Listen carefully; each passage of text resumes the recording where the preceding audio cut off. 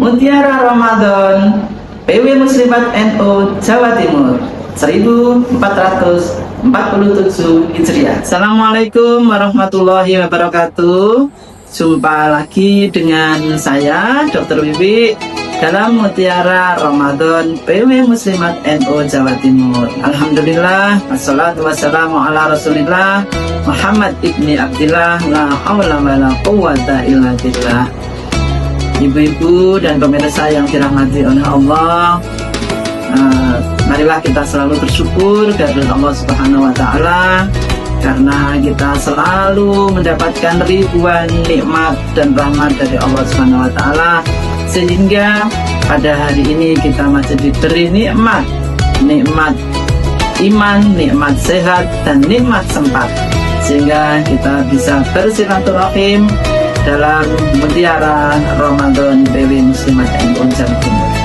Kali ini kita akan membahas tentang penyakit gagal ginjal kronis. Nah, penyakit gagal ginjal kronis adalah sebuah penyakit di mana ginjal ini sudah tidak mampu untuk membersihkan atau melakukan pembersihan dari racun-racun ataupun limbah yang berasal dari darah.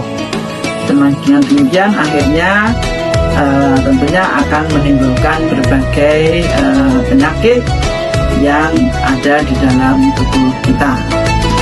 Apa saja yang bisa terjadi ketika terjadi kegagalan ginjal? Akibat dari kegagalan ginjal kronis tadi, seseorang mungkin akan menderita pertama kelelahan, kemudian seseorang juga akan mengalami nafasnya pendek dan cepat, ya.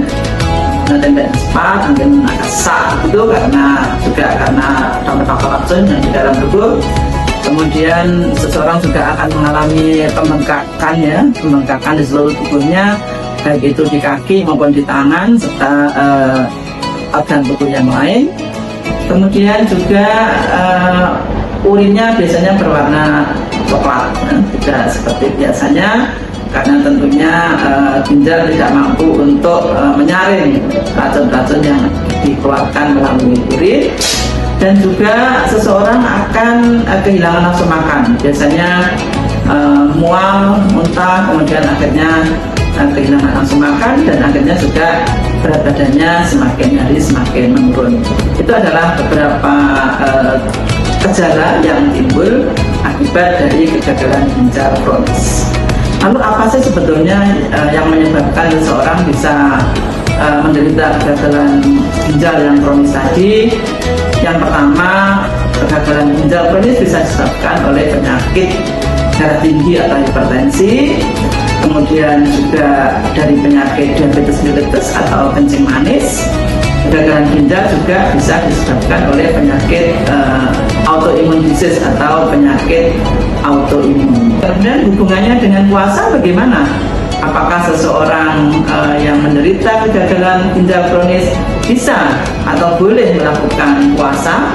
Seseorang yang menderita kegagalan ginjal kronis tentunya tidak secara mutlak kemudian tidak boleh berpuasa, ya. Tetapi bagi seorang yang menderita gagal ginjal kronis pada saat berpuasa, terutama puasa Ramadan, tentunya harus dibawa pengawasan dokter, ya. Artinya apa? Sebelum menjalankan puasa Ramadan, terutama Bapak Ibu atau pemirsa yang menderita kegagalan ginjal kronis harus berkonsultasi dulu dengan dokter. Apakah kegagalan ginjalnya sudah masuk ke tahap yang parah? Mungkin karena ada beberapa tahapan Bapak Ibu dan pemirsa sekalian. Seorang kegagalan ginjal kronis itu bisa tahapan 1, tahap 2, tahap 3, bahkan sampai tahap 5, itu yang sudah terlalu parah. Tentunya dokter nanti akan memberikan tips atau nasihat apakah Bapak Ibu atau pemirsa yang sedang menderita kegagalan ginjal kronis ini diperbolehkan untuk puasa. Intinya pada saat berpuasa Ramadan terutama seorang yang menderita gagal ginjal kronis tentunya harus betul-betul dalam pengawasan, ya, dalam pengawasan dokter, dan juga keluarga juga harus ikut membantu. Yang kedua, tidak mengkonsumsi cairan secara berlebihan, ya, karena dikhawatirkan nanti terjadi penumpukan cairan di dalam tubuh bagi orang yang berpuasa dan menderita kegagalan ginjal kronis. Kemudian yang ketiga juga harus mengkonsumsi makanan yang seimbang, terutama rendah kalium, ya.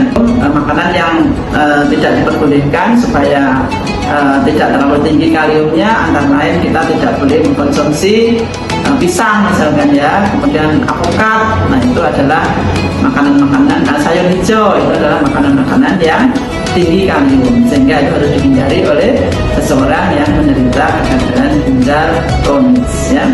Kemudian juga harus membatasi konsumsi garam maupun gula, ya, serta cairan itu tadi.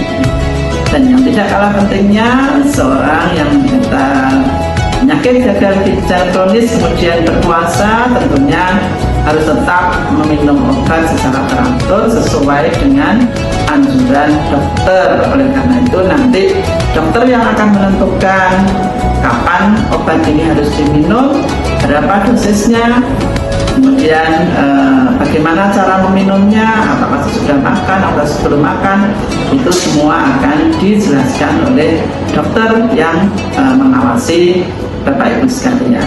Tidak ada larangan secara mutlak bagi seseorang yang menderita penyakit ginjal kronis untuk berpuasa, khususnya puasa Ramadan.